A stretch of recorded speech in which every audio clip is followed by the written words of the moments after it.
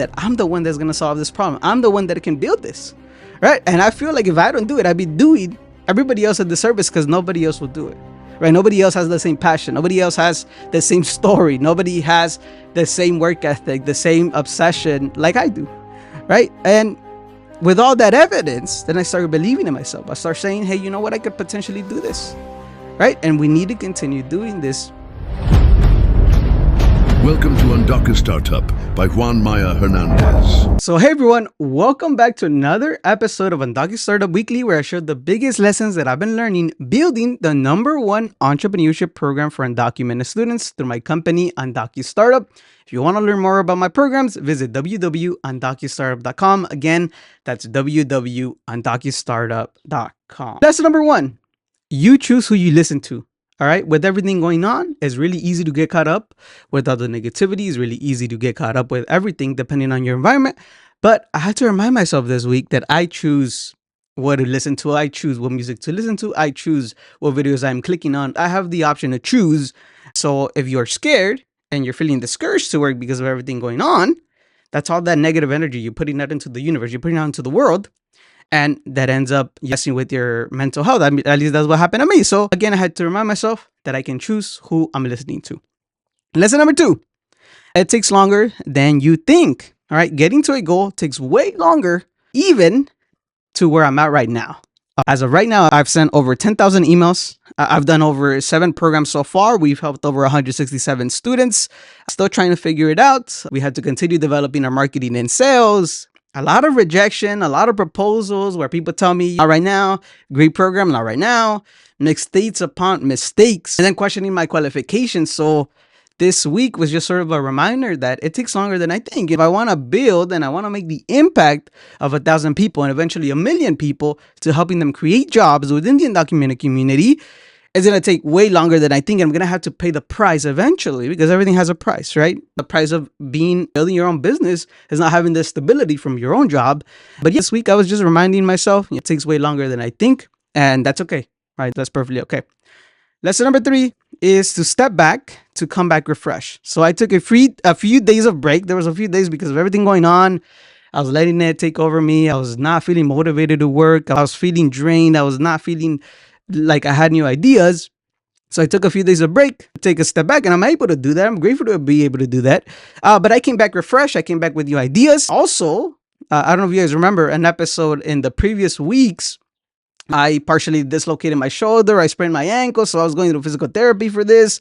And when you're just going through everything mentally, physically, you're not really motivated to work. So I had to take a step back, and now I'm feeling refreshed. I'm ready. We have a boot camp tomorrow because of the tour. I'm planning a few other projects, a few other workshops already, and I'm just excited to get back to it. So don't be afraid to, if you're not feeling it right now, take a step back and then come back better and more refreshed. All right. So that's lesson number 3. Lesson number 4, I rewrote my goal by 4 times to see how I would think. My initial goal was to help 1,000 students. And now I'm just like, what would we do differently if we are trying to impact 4,000 students this year? So I just started asking myself. Remember, I took a step back and I started questioning if the goal that I was working on motivated me enough. So I decided to increase my goal. All right. And this is something that I do a lot more frequently now, where I put the scenarios in my head to start thinking differently. If I want to impact 4,000 students, what would need to change? If I want to impact 40,000 students, what would need to change, right? What systems can I create? What program would I focus on? What would be the biggest metrics? Who would I partner up with? So I encourage you and I challenge you to, if your goal is to make $10,000 in the next 6 months, what if you raise it to $100,000 and just start thinking of ways to get there? Because one thing that I realize is biggest limitations in our head. So what if we remove all limitations and we start thinking bigger and see how we start thinking that way? All right. Lesson number 5, remind yourself of your own path. I found myself looking at some of my friends. I found myself comparing myself to other people that I went to UCLA with. And I was like, damn, why don't I have that? Why don't I have this? But they say comparison is the thief of joy, right? So when you compare yourself to somebody, you're like, it's really easy to start getting sad, right? And it kind of happened to me as I took a step back. And when you have a lot more time, you're able to doom scroll, you're able to go online, all these other things. But then I reminded myself, right? And I started questioning the path, right? I started questioning, what if I would have gotten a 9 to 5? What if I would have done this? What if I moved to this other place? What if I stayed in contact with these people? And then I take a step back and I'm like, wait a minute. I had the same feeling at UCLA when I was photographing some of my friends that were graduating, and it was taking me a year longer. And the biggest thing that I told myself was, what does their life have to do with mine? And then the second thing is, they probably don't have the same goals as I do. They're huge, right? My goals are huge. So it just wouldn't make sense to start comparing myself with other people at this age, because I want something different, right? We want to make the biggest impact as possible. I want to build this ecosystem for undocumented entrepreneurship, right? Where you can see a fund, where you can have people find jobs at undocu-owned companies, and that's really what I'm going after, right? And that's what I found fulfilling. And really, nothing like that can be compared to anybody else, because nobody else wants what I want, right? And the paths are different, right? Some people, when they go to college, they get a good job, they work at a top 500 company, right, or whatever. Some people move out of state, some people travel, and I'm just in a season where I just need to put my head down and work. So at the end of the day, the biggest lesson that I took from this was, remind yourself of your own path and don't compare yourself with somebody else that is another lane just because it looks great or just whatever, right? Building a company is not easy, as I've learned last year. But I think every year I build that mental resilience, right? And I am able to see things that I'm not able to see from last year. So comparison is not going to help me, right? I just got to continue doing my own thing, sit down, focus, and that's how I'm going to be happier. So if you ever find yourself comparing yourself to someone else, just remind yourself of your own path. What lane are you right? What lane are you at, right? And now that's that. Number 6, believe in yourself. When I have time to take a step back, I start questioning, do I have what it takes to build this? Do I have enough experience? But then I stack my evidence of success, right? So I keep all the checks that I've received. I keep all the good testimonials that students have said and how this program has impacted their life. And I'm like, I need to keep going for this, right? Then I also look at my vision board, what I want to accomplish, right? And somehow I always come back to this belief that I'm the one that's going to solve this problem. I'm the one that can build this, right? And I feel like if I don't do it, I'd be doing everybody else a disservice, because nobody else will do it, right? Nobody else has the same passion. Nobody else has the same story. Nobody has the same work ethic, the same obsession like I do, right? And with all that evidence, then I started believing in myself. I started saying, hey, you know what? I could potentially do this, right? And we need to continue doing this, right? We've come so far to quit now. If I wanted to quit, I should have quit when I was a student at UCLA, right? I should have quit when I got rejected to my first program, right? But you don't need everybody to accept you. You don't need to get into every single program. You don't need a million clients at the beginning. All you really need is one person to believe in you, right? So I always give a quick shout out to the people that believed in me in the previous year, because last year was even harder than this year. This year is much easier. It is still hard, but it's easier than last year, because last year I had nobody. I had to create my own path, and I got a lot of rejection, and I started questioning this stuff. But at the end of the day, if you can stack the evidence of this succeeding, then that's going to continue moving you forward, right? At least it's helping me, right? I have a personal wins calendar where I write down 3 wins every single day. And whenever I feel like I'm not on the right path, whenever I feel like I want to give up, I look at my wins. I need to let time take its course, but nobody else is going to believe in you if you do not believe in yourself. So that's lesson number 6. Right. Lesson number 7 is identify your big 3 things that you should do for your business to move it forward. And then everything else, remove it, because it's a distraction.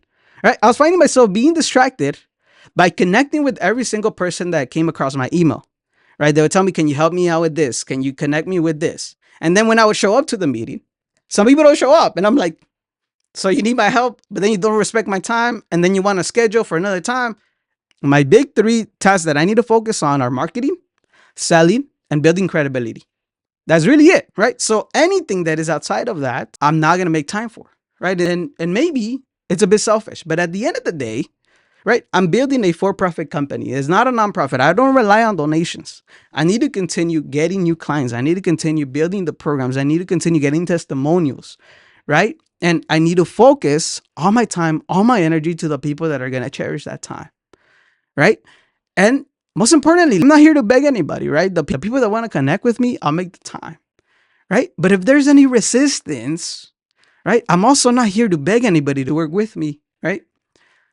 Because that's not a good use of my time. Instead of me begging somebody to connect with me, they say no, they make up excuses, I'm out. I might reach out maybe a few months from now, but I am not in the season where I'm begging people to join. This is a movement, and we're number one, right? We're trying to build this new category. We're trying to build entrepreneurship without limits, and anybody that goes with that mission, there's no resistance. We'll keep moving forward. But as of right now, I'm only going to focus on those big three. So identify your big three and then focus on that, and everything else is a distraction. Lesson number 8, test faster. All right. Always be testing new headlines. I change it once every quarter. I change my website headlines. Experiment with different ways to get paid. I'm still doing this at the moment, right? Obviously, you need to have some form of data behind it. When I get proposals denied, I start questioning on like, okay, maybe there's a different way that I need to think about this.